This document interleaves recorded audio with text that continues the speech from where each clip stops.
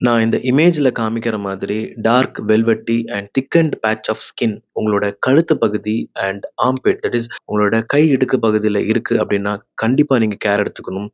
ஏன்னு கேட்டீங்கன்னா, இது முக்கியமான 5 நோய்களோட ஒரு அறிகுறியா கூட இருக்கலாம். இதோட பேர் என்னன்னு பார்த்தீங்கன்னா, அகாந்தோசிஸ் நிக்ரிகன்ஸ் அண்ட் இது காமனா இருக்கிறது ஃபர்ஸ்ட் விஷயம் இன்சுலின் ரெசிஸ்டன்ஸ். பெரும்பாலும் ஒபேஸ் ஆர் ஓவர் வெயிட்டா இருக்கிறவங்க கிட்ட காமனா பார்க்கலாம். 2வது விஷயம் டைப் 2 டயபெட்டிஸ்.